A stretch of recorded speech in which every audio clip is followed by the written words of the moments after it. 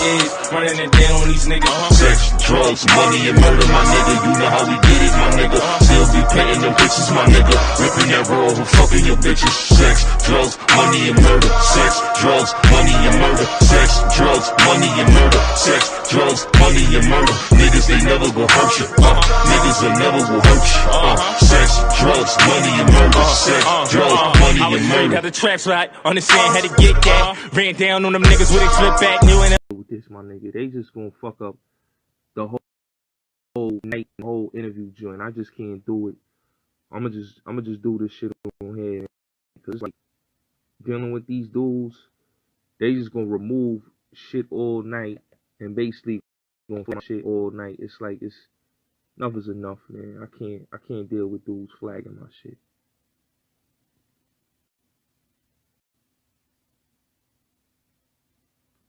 You know what I'm saying? Niggas flag my live. Like, this is crazy. Let me get Gene in here. This is crazy. They flagged my live twice. But I'm glad we got Gene. I'm glad we could do this on IG, because this is more effective than dealing with this YouTube. What's up, Gene? They flagged me twice. They flagged me twice, big bro. It's crazy. They flagged me 4 times. These people on YouTube, I don't get these dudes, man. Like, I ain't say nothing about nobody, and they just flagged me out of nowhere, G. I'm about to do an interview with you, and they just flag, and they hit the channel. Like, it is what it is, though, man. But we gonna get to the discussion at hand, Gene. What's up? How you doing, big bro? Like I was saying in the beginning of the interview, big bro. Slow motion, man. Yeah. Motion. Let's get to it, man. So we can get something in, man, before they flag this. Yeah. So yeah, G. Like I wanted to start off the whole thing, man. So Gene, how'd you get in the game, big bro? Like, how you really started in the whole like security game and get in the music game, and basically, the whole same game joint? Well, I was supposed to go overseas to play ball in Germany. Jackie Knowles was my agent, and I was playing ball up there, 181st and Webster Avenue, midnight basketball with number of NBA players, Chris Washburn, the McCrays, Rodney and Scooter McCray, Williams, what's his name? Ray Williams, before he got caught up in that stuff, and the other Williams brother, whatever. Well, there's a lot of pros used to go up there and play basketball. So I was playing ball up there, and then I messed up my knee. So I started working at a place called Manhattan Valley Youth Program, and that was back in '86. So I met D. Ferg. He started working over there. He had rented a space doing his T-shirts, because Ferg do the T-shirts and everything for everybody. So me and him hooked up, and we became friends, playing ball and everything like that. And then, I think that I told them, they asked me what I was doing for the weekend. I said I was going to go to Philly to the Greek picnic. And back in west side of Philly, they used to have a thing called a Greek picnic. And that's where all the black fraternities get together with the girl. So they asked what it was. And I took him and Mike there. They had never been there before, right? They was astonished, like all those, black colleges from all over, the East Coast met up in Philly. And it was just crazy girls, crazy guys, just drinking, having fun, in the whole 9 yards. So I told him, we was talking about stuff, and I said, yeah, we could do the same thing that we did when we was in college. You know what I'm saying? Because I think at the time, Corey them had that Butt Naked Productions was out or something. So D. Ferg wanted to start a little crew and everything like that, and he was trying to figure out what name it was going to be.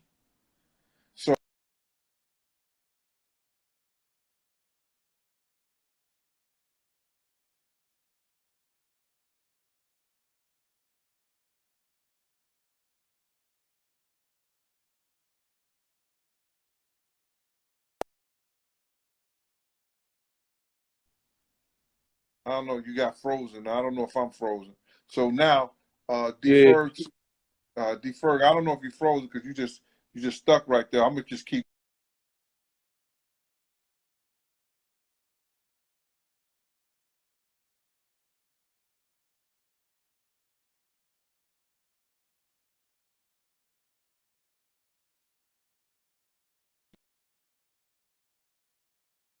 Representing a block, he said, we want to know when you come to our party, we all the same game. So he, me, him, Mike, Tone Wop, Rick Dogg, Tab. We were the initials ones who came down in the valley that day, and D-Ferg printed up the shirts, and we're gonna say, yo, we're gonna call it the same game. So that's what it was. Okay. So, Gene, I had heard a story, right, about like the same game, right? And I heard like all the picnics. I heard like on the Fed magazine, they said like Poe used to give the money out for all the picnics in the joints. That's true. Gene. Like they said, like Poe was giving like all the money and all that, like No, holding on like. No, that's not true. That's not true.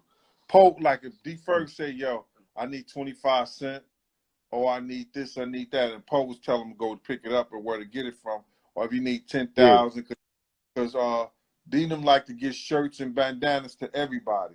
So Poe was basically paying the shirts and bandanas. But you got to realize we were selling tickets too. You understand what I'm saying? So, you know, he wasn't giving all the money up, but like if D needed money, you know, for the shirts and stuff like that, because they was giving that stuff away. You know what I mean? But he wasn't paying all the stuff. If they go back and they do all the parks and everything like that, it was in my name. You know, I was parks and everything, huh? AOG. So like when I look at the same game, right? The same game, like when I look at it, like who was first? Best out of same game, big bro. What you mean best out or same game? Who was first what? Like who was the first like really doing them big parties? Same gang or best out? Because I know y'all two was like the two biggest crews in Harlem at that time. Best out used to give to me. Best out used to give better parties because they had a whole lot of chicks going to their joints. Okay. But when it came to the picnics and stuff like that and the boat ride, Best Out couldn't mess with us. You know what I mean? Yeah. The bus rides, picnics and stuff like that, they couldn't mess with us. But their party thing was tight. Okay. So when Puff, because I've heard this another story, right, big bro? Because I heard the story like when you said it on M-Rec thing. They said when y'all got Puff in the gang on the same gang, I threw a whole lot of champagne on them. And I had to run it, like because I always that was a funny story I heard. Like how that transpired, G. That whole story, man. Rick Dogg was like, yo, man, this nigga always just want to hang out when it's around party time or when we just about to go do something. You know, they want to be screaming same gang and the whole 9 yards and stuff. So Puff had this little white Cabriolet, that Volkswagen with the convertible, whatever, the soft convertible. He had that. So Rick Dogg said, yo, when that motherfucker come around, man, we gonna initiate, we gonna get his ass. So we all went in the corner store right there on 144th and 8th Avenue, bought those Little Debbie cakes. You know, we had champagne out there, bought Little Debbie cakes and everything like that. And just like anything we could just bust them in the head with. You know what I mean? Embarrass them out there. So we started the shit, right? And the nigga just some way slipped away and jetted and started running. Tone Wop, like 4 or 5 other little cats ran after him. They caught him on, remember, we on 144th and 8th. They caught him on 127th and 8th. And brought his ass back up there and we just tore his ass up and got him in there and everything. So he Yeah. became the same gang after that. Yeah. So like, because we talk about D-Ferg, right? Because a lot of people don't know D-Ferg, he created the whole Uptown, you know, design and the Bad Boy too. Like he really was a trendsetter in the whole Harlem movement and like the whole like designing thing. You know what I'm saying? When you had like 501 flavors, you had D-Ferg, you know, all them dudes they came like under Dapper Dan. Like D-Ferg, in my opinion, I think he was ahead of his time, big bro. Like when Yeah, it came to like the way he was doing his thing, you know what I'm saying, with the fashion and everything. yeah. At the time, Dapper Dan had his store. He was doing things and stuff like that. Dap was taking those Africans and printing up that Gucci stuff on 125. Yeah. But people don't know he used to do, when he left 125, he used to do stuff right out of his house. He had a little crib right there on Manhattan Avenue. You understand? So, you know, only certain players knew about that. And then Dap used to, like me and my god brother Slick, we used to, and Darnell from 116th Street, we used to always get the Dapper Dan, the jackets and the hats to match and everything. He was doing stuff like that. You know, we was doing it that we call him Dapper Dan Special. You know, he was charging some dudes 125, 125 for the jacket and the hat. He was charging us like 65 for them joints. Yeah. But you know something, Gene?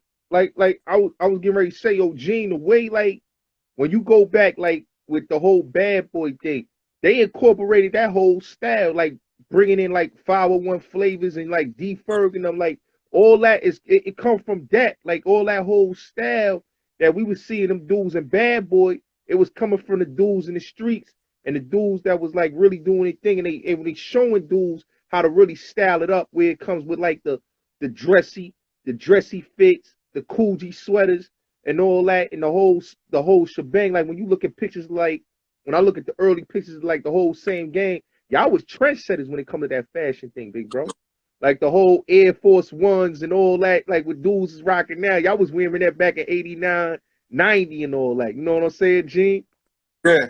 Yeah, the thing was, the group you're talking about, it's 5,001. God was saying... Yeah, 5,001. Yeah, God was in them, yeah. Yeah, but God was saying gang. God was giving saying gang money too. God was a real good, because that day when Big wore my shoes at the Soul Train, the Soul Train Award. At the Soul Train Award, I would have did that shit if it wasn't for God. They had gave him a size 12, and Big wore 14. You understand? Okay. And Puff was looking for somebody. I didn't give a shit what Puff said. If it wasn't for God, Big wouldn't have never got those shoes. He'd have went out there in his Timbs like he tried to.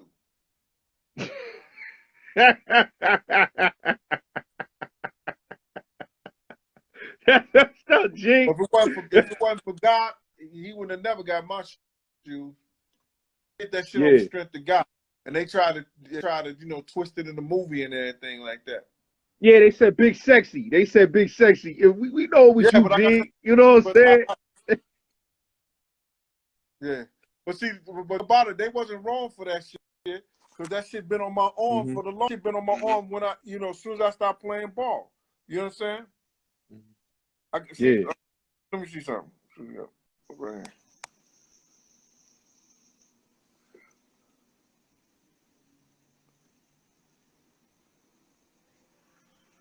You see that?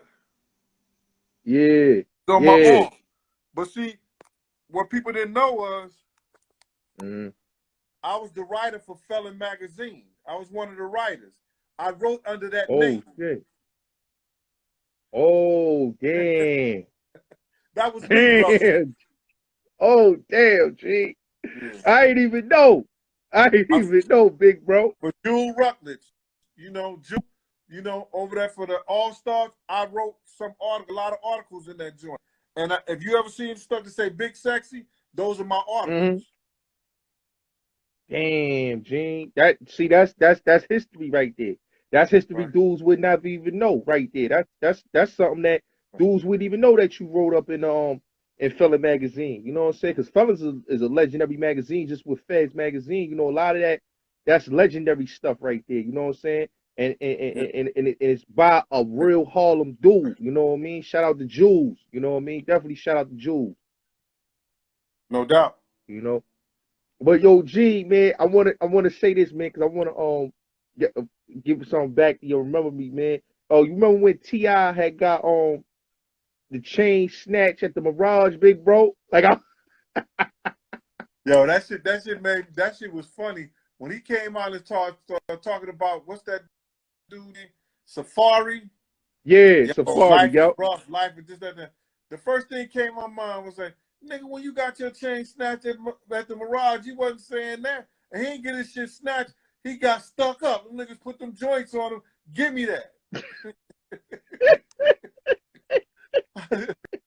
I said, so I guess when he said life was hard, it was a flashback for him. Yeah. I tell you, told G. That story, did they? They ain't never tell that story, did they? They ain't never tell that story, G. They ain't never tell that story. That's why I say a lot of these dudes, they owe it to you, Gene. That they gotta start paying homage, man, and giving you a flowers, Gene. He got his chain back, though. He got his chain back. Yeah. He got his chain back. You know what I'm saying? Because Chaz made a couple of phone calls, some other dudes made some calls, but they had to give up 10 cents for it. Mm-hmm. Mm-hmm. He got it back. They had to pay that 10 cents for it, though. Because the good dudes didn't say, but dudes was like, yo, my man, that was a good stick up. Well, he paid that one back. Yeah. Yeah. Yeah, speaking of Chaz, man, R.I.P., man, that was a good dude right there. You know what I'm saying? A real trendsetter in the game, man. You know what I mean? He really he changed the game of hip hop, man. They don't give him his credit. Yeah, but a lot of dudes that Chaz who gave love to didn't show the same love back. You know what I'm saying?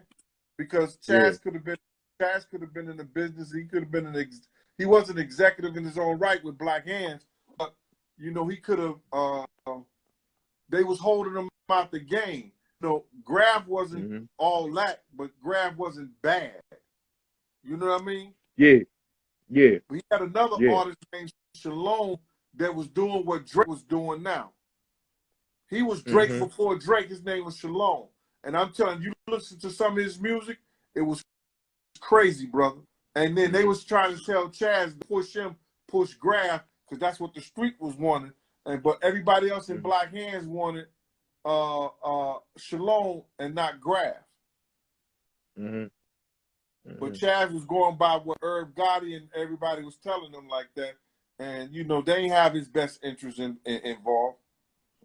No.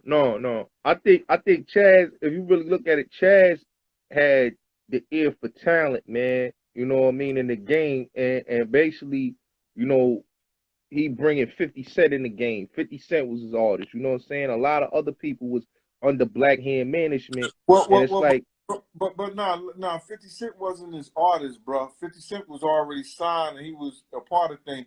What people don't understand is that 50 Cent wasn't Chaz's artist. What happened was 50 was having problems getting his money. His managers and them was having problems getting 50 money for them shows. So what they was going to do is try to work out a deal where Chaz do the management when it comes to street and collecting to the shows and collecting the money for 50 when he had shows and stuff to do. That's the involvement that he had with him. You understand? And that fell out, and he never meant no harm by dude or nothing like that. But that fell out too. Yeah. Had a lot to do with Irv Gotti and them also. Yeah. And something, G, like one thing I look at it, man, you know what I'm saying? Like, cause a lot of people don't know, man. Like, we was having a conversation, you and me had a conversation about it. Like when I asked you about Snoop, when Snoop first came to New York, we was talking about like who brought him first. Cause I remember I told you, I said I thought Mecca Audio had brought him, Unique had brought him first to New York, but you said Chaz and them brought him at the same time. Because I had heard the story about that with the whole Suge thing, with the whole money issue, and they was trying to run off with the money, because I heard Peter Shute talked about the story on Hot 97 with Flex, and then you told me a little bit more about the story. And you want to get in depth into that, big bro, like right now? No, it was nothing that, you know, like you pay a nigga their first half and everything like that. Snoop must have thought Chaz was some, you know, some run of the mill dude, so they want to get their other money and call themselves running off. But Chaz had people at the hotel, surround the hotel in the whole 9 yards. You understand? And made sure that Snoop got there at Missouri. You understand? Yeah. Then Nick brought him to the club that Monday night at Club 2000. Club 2000. Yeah. Yeah, because that's another dude that people don't talk about, Unique. You know what I'm saying? Because Unique, when it come to that club scene, he was doing this thing with the party promoting, bringing, you know, the Uncle Luke's and all that, the Club 2000. You know what I'm saying? Him and Chaz was big with that, with bringing the new artists from out of town to the city and basically having them big parties back then. You know what I mean, big bro? But what Unique don't get his props in, Unique was the first dude who started that battle rap, you know what I'm saying, for paper. Because he used to have that on Sundays. Sundays. And whoever won would perform at Club 2000 on Monday. You understand what I'm saying? And then was, you know, Club Mecca Audio chat was, yo, alright. They started. You understand? Yeah. And that's when, you know, Dougie Fresh got into that little problem with them because they had took it and put it on wax. You understand? Yeah. And G, you just talk about Dougie. We had a conversation, you and me, we was talking about Biz, big bro, and we was talking about the situation where the hip hop parade joint. You know what I'm saying? Oh, that was and how Bismarck. Connected with Bismarck stole Bismarck. that was Unique them stuff. You know what I'm saying? Bismarck stole that from one of the DJs them and took it to Naughty by Nature. Naughty by Nature. What was his name? Their DJ name was KG, big bro. KG and the brother. You know what I'm saying? I used to do little side stuff for the Harlem Madam. And KG brother came home. I took like 4 or 5 girls out there, you know, so they could bless his brother then when he came home from jail. Yeah. Because he used to give parties. He used to give like in the summertime at his house. He used to give like big picnic parties and stuff like that. You know, backyard. You understand? Yeah. That's because right there, man. Like when we talk about that, big bro, like that era was